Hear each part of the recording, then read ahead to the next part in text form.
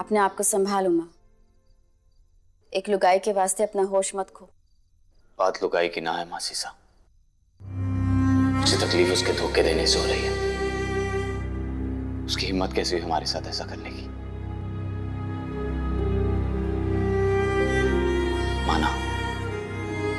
माना कि हमारा ब्याह जबरदस्ती हुआ, पर उसके बाद उसके साथ कोई जोर जबरदस्ती तो नहीं की हमने। पूरा मान दिया हमारे मान हमारे स्नेह को। इस तरह से टुकरा कर चली गई वो। और सबसे बड़ी तकलीफ तो इस बात की है कि मेरे भोलेनाथ का संकेत तक झुठला दिया उसने। मेरा नहीं, भोलेनाथ का सर झुकाया उसने। तू बहुत भोला है उमा। इस दुनिया के छल कपट से कोसों दूर। तूने पहले ही उस छोरी पर भरोसा कर लिया, इसलिए उसका असली चेहरा पहचान को नहीं पाया। पर मैं समझ गई थी कि कितनी बड़ी ठगनी है। बस तेरे विश्वास के खातिर चुप रही, पर मैं उसे थारी भावनाओं के साथ खेलकर इस तरह जाने नहीं दे सकती। उसे पता चलना चाहिए कि छल कपट का क्या दंड हो गया, ताकि दोबारा किसी उमा का भरोसा तोड़ने से पहले वो 1000 बार सोचे।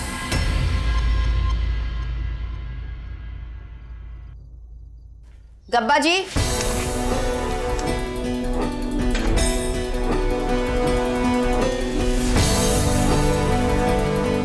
घर की लुगाई घर की चौखट लांग गई है।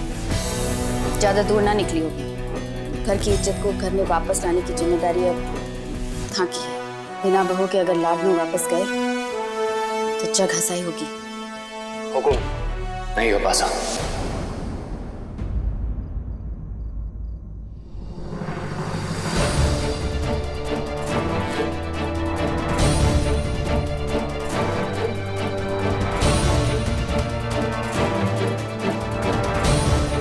कोई नहीं लाएगा उसे। अपनी मर्जी से गई है, आएगी तो अपनी मर्जी से, वरना नहीं। भोलेनाथ ने मिलाया हमें। उनकी मर्जी हुई तो हर अग्नि परीक्षा को गुजर कर इस रिश्ते पर कोई आंच नहीं आएगी।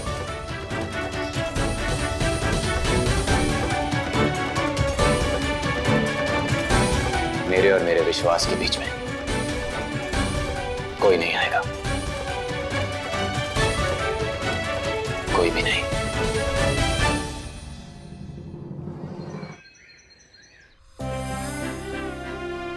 भाभी सा, थोड़ा जल्दी कीजिए, वो लोग आते ही होंगे।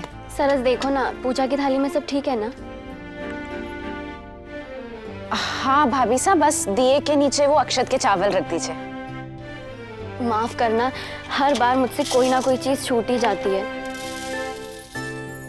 नहीं भाभी सा, आपने तो इस घर के तौर तरीके बहुत ही जल्दी सीख लिए। अरे वो लोग आ भी गए, चलिए। हटाइए पूजा की थाली सामने से।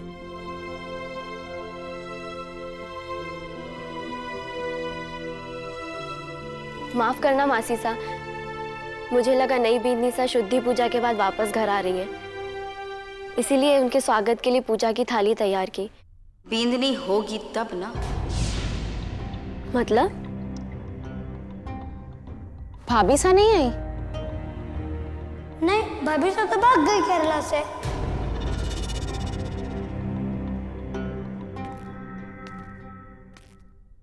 दादू सा आ गए।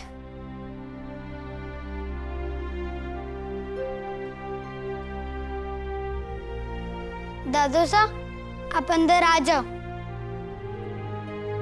यहाँ पे कोई भी भाभी सा के बारे में बात नहीं करेगा।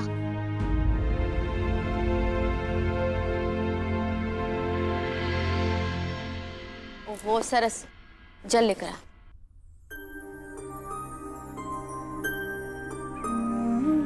जल्दी।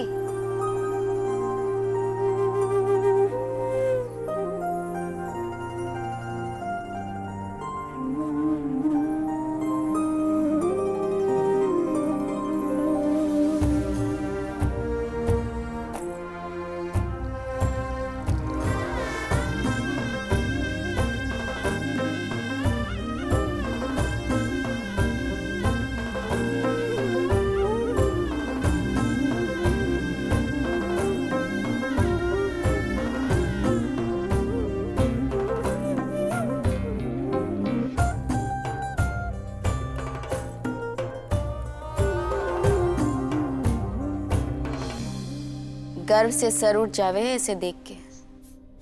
कोई भी बात हो, धर्म को नहीं भूलता। हर एक वो है इसकी भगौड़ी बींदनी। शादी जैसे धर्म को भी कोनी महत्व दिया। मर गई है वो हमारे लिए। इस घर में कोई गलती से भी उसका नाम नहीं लेगा। खत्म हो गया सुहाग भाग्य उसका।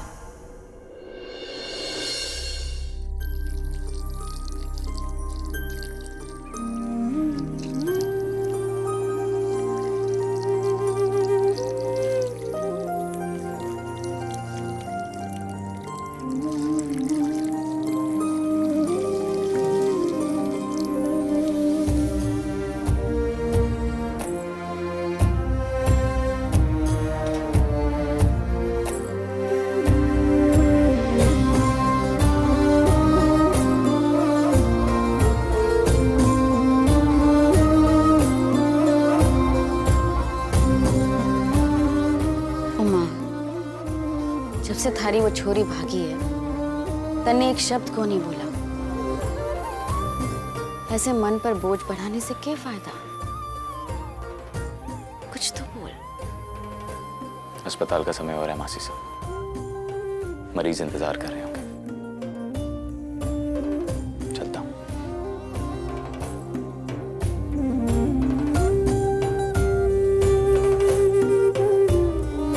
थारे इस भक्त ने जिसे सारा विष कंठ से उतार लिया, मजाल है कि जरा से भी तकलीफ चेहरे पे आने देवे।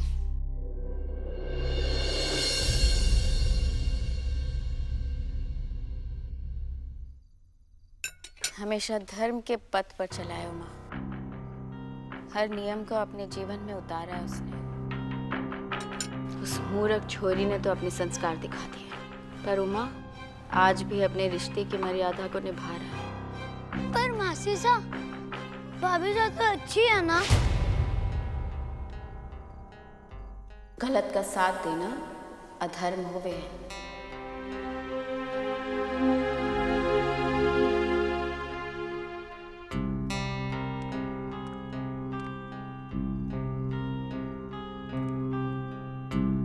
आज पहली बार ऐसा हो रहा है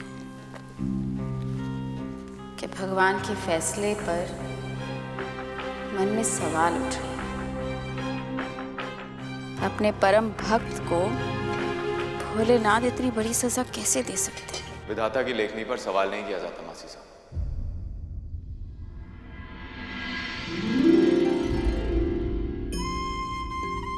भोलेनाथ का भक्त हुआ तो क्या, हूं तो इंसान ही। हो सकता है मुझसे उनका संकेत समझने में कोई भूल हो गई हो। समय की खिड़कियां नहीं होती कि कोई झांक के देख ले कि उस पार क्या हो रहा है। आगे जो भी हो, भोलेनाथ पर मेरा विश्वास रत्ती भर भी कमजोर नहीं होगा। अगर भोलेनाथ का संकेत समझने में मुझसे कोई भी गलती नहीं हुई है तो वो जरूर आएगी। मम्मा पापा, मैं वापस जा रही हूँ उस रावण के पास, अपने अधूरे मिशन को पूरा करने,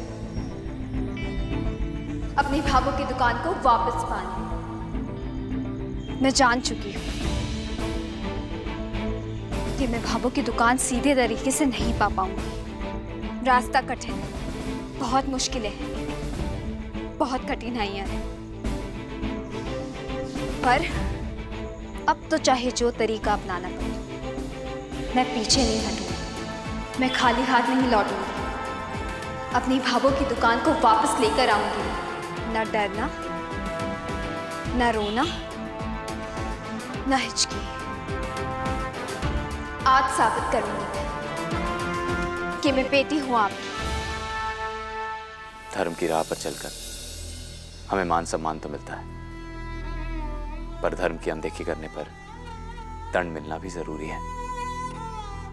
और अगर मैं गलत हुआ तो मैंने पाप किया है, एक पर स्त्री को अपना समझने का पाप, उसे छूने का पाप। और ये पाप ना तो माफी मांग के और ना ही हवन करके खत्म होगा। और अगर वो लौट कर नहीं आई तो मैं अपने आप को पवित्र अग्निकुंड के अंदर भस्म कर लूंगा।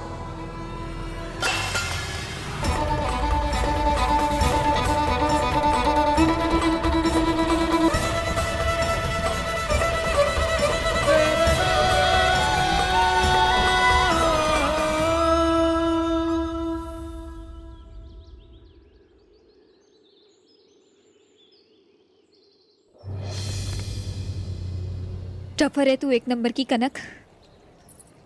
तू कोई फिल्मी हीरोइन नहीं कि जो विलन के अड्डे पे गई, फाइट की और हीरोइन को बचा लिया।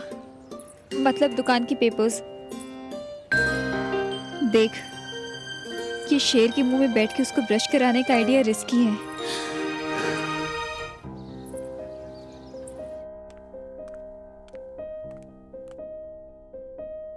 25 साल की तपस्या पर पानी फेर कर चली गई एक अनजान छोरी, जिसका नाम पता तक मालूम को नहीं हमें। पूरे मान सम्मान के साथ सर माथे पर बिठा कर लाए थे उसे। उसकी सेवा में सब एक टांग पर खड़े रहे और उसने क्या किया? हमारा सुख चैन, मान मर्यादा सब छीन कर ले गई 1 मिनट में। बाप रे कनक, यहाँ तो तेरे नाम पर मारधाड़ मची हुई है। मामला इतना गर्म है कि घर के अंदर कदम भी नहीं रख सकती।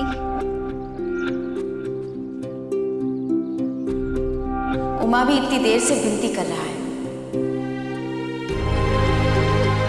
अब जिद छोड़ो और घरा पधारो। उस दिन जब जबरदस्ती किडनैप कर शादी के बाद तुझे गृह प्रवेश के लिए रिक्वेस्ट की जा रही थी, तभी तेरा बैंड बजा हुआ था।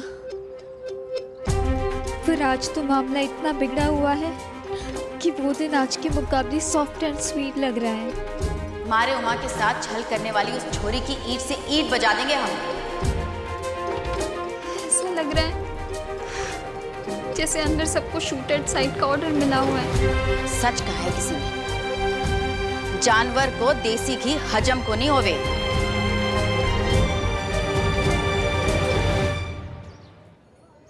पर शोले मिश्री बाबा जय ने कहा था, जो होगा देखा जाएगा। भगवान का नाम ले और अंदर घुस जा। राम राम राम राम राम राम राम राम राम राम।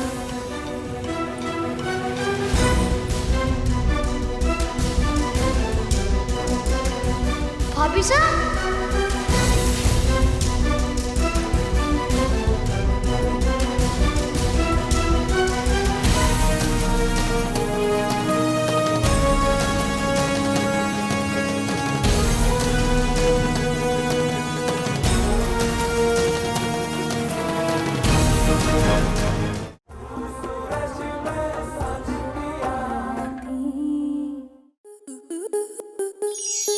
स्टार प्लस के ऐसे ही और बेहतरीन लम्हे देखने के लिए सब्सक्राइब करें हमारे YouTube चैनल को।